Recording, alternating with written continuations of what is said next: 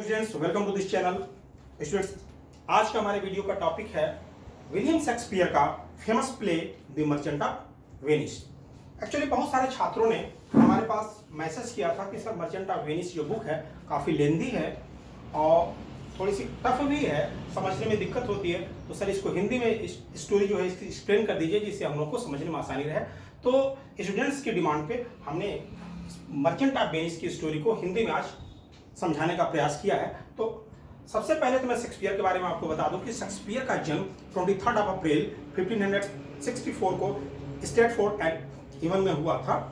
इनके literary career में अगर देखा जाए तो 154 इन्होंने सॉनेट लिखे थे, 37 प्लेस लिखे थे और भी कुछ लॉन्ग पोएम लिखे थे, लेकिन बेसिक रूप से आज हम बात करेंगे इनकी famous play the merchant of Venice की।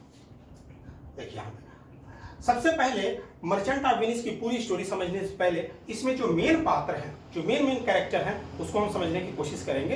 वैसे तो बहुत सारे कैरेक्टर्स हैं, बहुत सारे पात्र हैं, लेकिन हम यहाँ पे मेन कैरेक्टर की बात करेंगे जिनसे आपको पूरी स्टोरी हमें समझा सकूं। तो सबसे पहले कैरेक्टर ग्रुप में आइए देखते हैं यहाँ पे एंटोनियो। एंटोनियो वेनिस का एक धनी व्यापारी है जिसकी व्यापारिक जहाजें चलती हैं और काफी क्रिश्चियन के प्रति, चूंकि बाय रिलीजन ये क्रिश्चियन है और क्रिश्चियन के प्रति इसका काफी इंटरेस्ट रहता है, काफी लगाव रहता है, तो लोगों की काफी मदद करता है। लेकिन शर्त ये है इसके साथ कि ये केवल क्रिश्चियन की मदद करता है। सेकंड कैरेक्टर जो है ये है वैशानियो। वैशानियो जो है एंटोनियो के मित्र हैं और पोर्शिया को पसंद करने वाले हैं। बाद में पोर्शिया के पति हो जाते हैं। फिर पोर्शिया कौन है? पोर्शिया ये देखिए वेलमांट की धनी लेडी है और बाद में ये वैशानियो की पत्नी हो जाती है। नेक्स्ट कैरेक्टर है शाइलाक। शाइलाक एक यहूदी हैं, ज्यू हैं और ये मनी लेंडर हैं यानी शाहूकार हैं और जेसिका एक पात्र है, आगे आपको मिलेगी, उसके पिता हैं। इसके बाद नेक्स्ट जो कैरेक्टर हैं वो ड्यूक हैं, Duke of the Venice. Actually Venice जो है इटली का एक शहर है जहां के ये राजा हैं। ये जो पूरा प्ले है वो वेनिस और वेलमांट ये दोनों जगहों पे पिक्चराइजेशन इसका हुआ है। हम नेक्स्ट कैरेक्टर की बात करते हैं तो ये देखिए जेसिका, जिनकी भी मैं बात कर रहा था, जेसिका जो शाइलाक की इकलौती लड़की है। नेक्स्ट पात्र जो है यहाँ पे देखिए लोरेंजो। लोरेंजो जो है वो इसी जेसिका का प्रेमी है और वैशानियो का मित्र है। अगले पात्र की जब बात करते हैं, कैरेक्टर की बात करते हैं तो ग्रेशियानो है। ये ग्रेशियानो जो है एंटोनियो और वैशानियो के मित्र हैं और बाद में नेरिशा एक लेडी सर्वेंट है पोर्शिया की, उसके पति हैं। ये देखिए ये नेरिशा है जो कि पोर्शिया की मेड है, पोर्शिया की नौकरानी है और बाद में ये दोनों आपस में शादी कर लेते हैं। तो इसके अलावा कुछ और मेन पात्र हैं जिनको हम समझने की कोशिश करेंगे। ये देखिए ये मोरक्को के राजकुमार हैं। मोरक्को अफ्रीका का एक देश है, वहां के राजकुमार हैं। चेहरे वगैरह से आप देख सकते हैं ये पूरी तरीके से ब्लैक है, लेकिन ये इस नाटक में बहुत ही महत्वपूर्ण भूमिका निभाते हैं। कैसे निभाते हैं ये हम आपको आगे बताएंगे। इसके बाद आप पात्र आते हैं, यहाँ पे कैरेक्टर जो हैं ये हैं आरागान के राजकुमार। आरागान के राजकुमार हैं, स्मार्ट हैं थोड़े और ये भी पोर्शिया को चाहते हैं, पोर्शिया को पसंद करते हैं। हालांकि ये भी जो है मोरक्को के जो राजकुमार हैं ये भी पोर्शिया को पसंद करते हैं। इसके बाद नेक्स्ट कैरेक्टर जो हैं ये हैं सेलारियो जो कि एंटोनियो और वैशानियो के मित्र हैं। और ये देखिए यहाँ पे डॉक्टर बेलारियो जाने माने प्रसिद्ध वकील हैं। तो इस तरीके से ये जो मेन पात्र हैं जिनके माध्यम से हम पूरी स्टोरी को समझने की कोशिश करेंगे, तो ये पात्र हैं। अब हम देखते हैं कि स्टोरी की शुरुआत कहां से होती है। तो मैं आपको बता दूं चूंकि काफी बड़ी स्टोरी है इसका मर्चेंट ऑफ वेनिस की, इसमें 5 एक्ट हैं और लगभग 20 सीन हैं। तो अगर इसे पढ़ें हम स्टार्टिंग टू एंड तो थोड़ा सा कंफ्यूजन होता है, इसलिए हम आप लोगों को समझाने के दृष्टिकोण से हमने इस पूरी स्टोरी को 5 पार्ट में बांट दिया है। अब ये 5 पार्ट जो आपको सामने दिखेंगे स्क्रीन पे, देखिए यहाँ पे the bond story, the Lorenzo Jessica story, the casket story और द ट्रायल सीन और लास्ट में एक है द रिंग एपिसोड। तो पूरी जो मर्चेंट ऑफ वेनिस की जो स्टोरी है वो इन्हीं 5 पार्ट से मिलकर बनी हुई है। तो हम जो ये आपको 5 पार्ट में बांट करके डिवाइड करके स्टोरी को समझाने की कोशिश कर रहे हैं, इसके पीछे 2 कारण हैं। पहली चीज तो यह है कि सिस्टमेटिक तरीके से आपको पूरी स्टोरी समझ में आ जाएगी और दूसरा कारण यह है कि आपके एग्जाम में अलग अलग टाइप के प्रश्न पूछे जाते हैं। अब अक्सर जो क्वेश्चन पेपर में जो क्वेश्चन दिए रहते हैं वो इन्हीं पांचों से रिलेटेड होते हैं। कभी पूछ देता है कि व्हाट इज बॉन्ड स्टोरी या डिस्क्राइब बॉन्ड स्टोरी, कभी पूछ देता है कि डिस्क्राइब लोरेंजो जेसिका स्टोरी, कभी पूछ लेता है कि द कैसकेड स्टोरी। तो इससे आपको जब हम डिवाइड करके पार्ट वाइज हम आपको समझाएंगे तो दो फायदे होंगे, स्टोरी भी समझ में आ जाएगी और आपको क्वेश्चन आंसर भी तैयार हो जाएगा। हालांकि हम बाद में आपको इसके क्वेश्चन आंसर के बारे में बताएंगे, पार्ट वाइज हम विधिवत डिस्कशन करेंगे, लेकिन आज हम आपको स्टोरी के बारे में बताएंगे, पूरे मर्चेंट ऑफ वेनिस स्टोरी के बारे में बताएंगे। तो आप ये ध्यान रखिए कि ये पूरी स्टोरी जो है इन 5 पार्ट से मिलकर के बनी हुई है। हम आते हैं सबसे पहले बॉन्ड स्टोरी पे। बॉन्ड स्टोरी क्या है? एक्चुअली बॉन्ड स्टोरी जो है वो साइलाक से एंटोनियो पैसा उधार लेता है उसके बारे में है। इसकी स्टोरी क्या है, इसकी हम शुरुआत करते हैं। एक्चुअली ये वैशानियों है, आपने देखा, हमने आपको अभी कैरेक्टर के बारे में बताया था, तो बताया था ये वैशानियों है। ये इनके एंटोनियो के घनिष्ठ मित्र हैं। यहाँ पे देखिए क्लोज फ्रेंड हैं दोनों एक दूसरे के। ये भी क्रिश्चियन है, ये भी क्रिश्चियन है। ध्यान दीजिएगा, मैं ऐसा इसलिए कह रहा हूं क्योंकि इस स्टोरी में क्रिश्चियन बनाम जीव यानी यहूदियों के बीच का थोड़ा सा मतभेद को भी दर्शाया गया है। हम आपको आगे बताएंगे कि ऐसा क्यों है। तो ये फिलहाल अभी समझिए दी बॉन्ड स्टोरी के अंतर्गत कि वैशानियों और एंटोनियो दोनों बड़े क्लोज फ्रेंड हैं।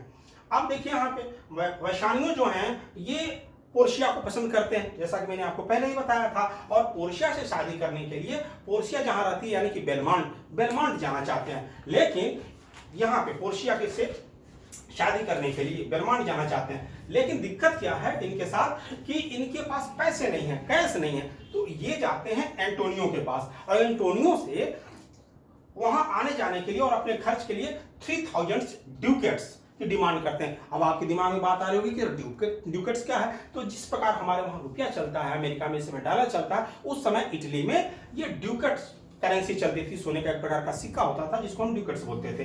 तो 3000 ड्यूकेट यानी कि 3000 ड्यूकेट्स की डिमांड करता है। संजोग की बात है कि उस समय हालांकि एंटोनियो की व्यापारिक जहाजें चलती हैं, इनकी जहाजें समुद्र में व्यापार के सिलसिले में गई हुई हैं, लेकिन उस समय तत्काल में उनके पास रेडी कैश नहीं है। लेकिन अब रेडी कैश नहीं है तो क्या हुआ, उनके घनिष्ठ मित्र हैं, क्लोज फ्रेंड हैं, उनको इनकी मदद तो करनी ही पड़ेगी। तो अब मदद कैसे करें? तो इन्होंने एंटोनियो ने वैशानियों को अधीकृत किया और कहा कि तुम मेरे बिहाफ पे, मेरे गारंटी पे जिससे चाहो, जितने ब्याज पे चाहो पैसे ले सकते हो। अब ये 2-4 लोगों से मांगने की कोशिश करते हैं, पैसा नहीं मिल पाता, फिर इनको इन्फॉर्म करते हैं। तो ये कहते हैं कि ऐसा करो कि तुम साइलाक के पास चले जाओ, साइलाक के पास चले जाओ। ये साइलाक यहूदी हैं और ये शाहूकार हैं, लोगों को मोटे ब्याज पे पैसे देते हैं, लेकिन तत्काल में तो अभी पैसे चाहिए। तो एंटोनियो कहते हैं वैशानियों से कि तुम चले जाओ साइलाक के पास और साइलाक से पैसे मेरे बिहाफ पे ले लो। वैशानियों जाते हैं यहाँ पे, साइलाक से पैसे की डिमांड करते हैं और बताते हैं कि मुझको एंटोनियो ने भेजा है। संजोग की बात है कि साइलाक जो है वो एंटोनियो से नफरत करता है। क्यों नफरत करता है? कई बार एंटोनियो ने सार्वजनिक तौर पे साइलाक की इंसल्ट कर दी थी। ऐसा क्यों किया था? क्योंकि यह ब्याज पे पैसे देता है, जबकि एंटोनियो जो मदद करता है तो बिना ब्याज के करता है। तो ये कहता है कि तुम बहुत बड़े सूदखोर हो, मोटे ब्याज पे पैसा देते हो, इसलिए अक्सर इसकी बेइज्जती किया करता है। तो जब वैशानियों बताता है साइलाक से कि मुझे एंटोनियो ने भेजा है पैसे के लिए, तो ये मना कर देता है। संजोग से उसी समय एंटोनियो भी वैशानियों के पास आ जाता है और कहता है कि तुम मेरे मित्र की मदद करो। अब चूंकि ये अक्सर एंटोनियो के द्वारा प्रताड़ित किया जाता है, इंसल्ट किया जाता है, तो सोचता है कि बेहतरीन मौका है बदला लेने का। कहता है ठीक है, मैं पैसे दे दूंगा, इनकी मदद कर दूंगा, लेकिन एक शर्त है। शर्त क्या है?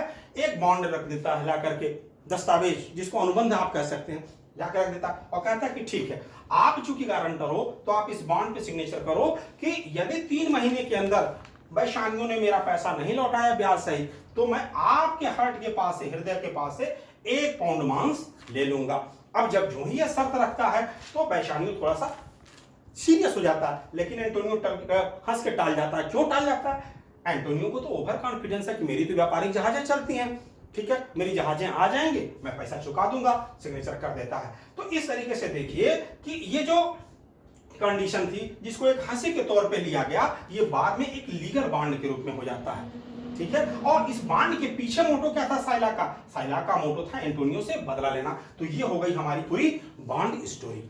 अब हम आते हैं दूसरे पे, सीन पे। हाँ, अगर मान लीजिए बॉन्ड स्टोरी के बारे में आपसे प्रश्न पूछा जाए तो केवल आपको इतना ही वर्णन करना है, ठीक है। अब हम आते हैं सेकंड इसके पार्ट पे, जो है लोरेंजो और जेसिका की स्टोरी।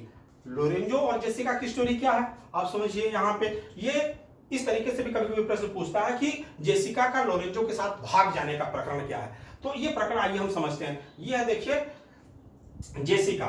जेसिका कौन है? जेसिका साइला की इकलौती लड़की है।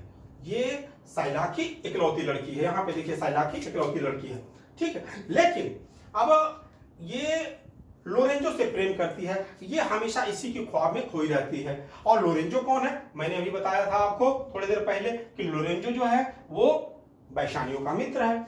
लोरेंजो भी जेसिका को पसंद करता है, प्रेम करता है, यहां तक कि इसको अक्सर भाग के शादी करने के लिए प्रोत्साहित करता है, उकसाता है। क्यों करता है ऐसा?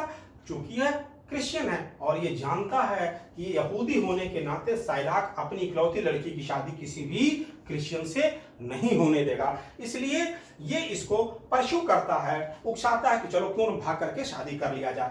अब यहाँ पे होता क्या है कि जब वैशानियों पैसा पा जाता है एंटोनियो की मदद से, साइलाक से, तो अब इसको तो जाना है बेलमोंट पोर्शिया से शादी करने के लिए। तो इसकी विदाई का समारोह रखा जाता है और उसमें इस साइलाक को भी इनवाइट किया जाता है, इसको वहां पे इनवाइट किया जाता है। अब चाहे जिस कारण से इनवाइट किया जाता हो, मान लीजिए हो सकता है ये पैसा उधार दिया था इसलिए इसको इनवाइट किया गया हो, या जो भी कारण रहा हो, इसका कोई इसमें प्ले में जिक्र नहीं है, तो इसको इनवाइट किया जाता है। तो ये जाते समय वहां पे अपने घर की जो चाबी है वो जेसिका को दे देता है। एक चीज मैं बताऊं और यहाँ पे सबसे बड़ी बात है कि जेसिका साइला की इकलौती लड़की है, लेकिन फैमिली बैकग्राउंड के हिसाब से अगर देखा जाए तो ये बहुत ज्यादा परेशान रहती है। क्यों? क्योंकि इसको किसी प्रकार की स्वतंत्रता नहीं है, न कहीं घर से बाहर साइलाक जाने देता है और न ही किसी से बात करने देता है। यहां तक कि कहता है कि यदि गली में कोई आने जाने वाला इधर से आवारा व्यक्ति गुजरे या लड़का गुजरे तो तुम घर से भी बाहर नहीं झांकना। तो कुल मिला जुला करके जिस तरह पिक्चर में आप लोगों ने देखा होगा, बहुत सारे पिक्चर में अमरीश पुरी वगैरह का जो विलन का काम करते, तो ठीक यहाँ पे इस पूरे प्ले में ये जेसिका के प्रति जो साइलाक को एक विलेन के रूप में पेश किया गया है। तो इसकी सख्त उसकी पहरेदारी रहती है। लेकिन अब चूंकि यहाँ पे दावत के लिए जाना है वैशानियों के वहां, तो जाते समय ये जेसिका को अपने घर की चाबी दे देता है। अब जेसिका के लिए इससे बेहतरीन कोई मौका नहीं है सीधे सीधे, तो जेसिका तुरंत लड़के के भेष में भाग जाती है घर से और मैसेज दे करके लोरेंजो को भी बुला लेती है। तो लोरेंजो और जेसिका ये भाग करके कहां जाते हैं? बेलमोंट जाते हैं। क्यों बेलमोंट जाते हैं? क्योंकि लोरेंजो तो वैशानियों का मित्र है और इसको पता है कि वैशानियों बेलमोंट जा रहा है, तो ये भी जेसिका के साथ भाग करके बेलमोंट चले जाते हैं, पोर्शिया के वहां चले जाते हैं। अब यहाँ पे देखिए पोर्शिया के वहां जाने के बाद क्या होता है कि जब ये तो चले जाते हैं, ये साइलाक जब यहाँ वैशानियों के वहां जब दावत पे जाता है तो वहां पे सुअर का मीट बना हुआ है।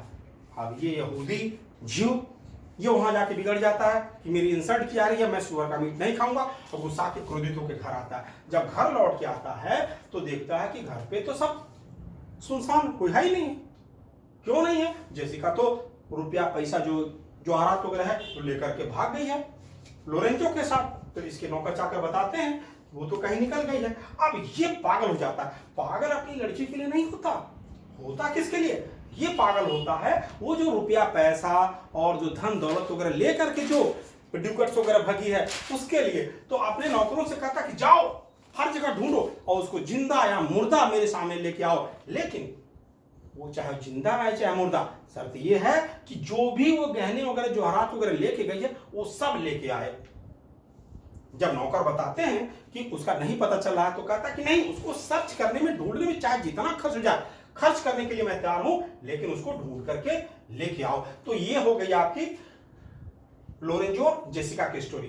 तो स्टूडेंट्स हम इसमें यहां तक समझ चुके हैं और बाकी का जो है चूंकि स्टोरी लंबी हो जाएगी, वीडियो लंबा हो जाएगा, तो मुझे लगता है कि आप लोग उब जाएंगे, इसलिए मैंने सोचा कि इस स्टोरी को यहीं पे ब्रेक करते हैं और बाकी के जो तो पार्ट हैं उसको हम नेक्स्ट स्टोरी में प्रस्तुत करेंगे। तो उसको नेक्स्ट स्टोरी में, नेक्स्ट वीडियो में मेरे जरूर देखिएगा। तब तक के लिए यहाँ देखिए, हमारा यदि वीडियो अच्छा लगा हो तो सब्सक्राइब कीजिए, शेयर करिए, लाइक करिए। Thank you, best of luck, take enjoy.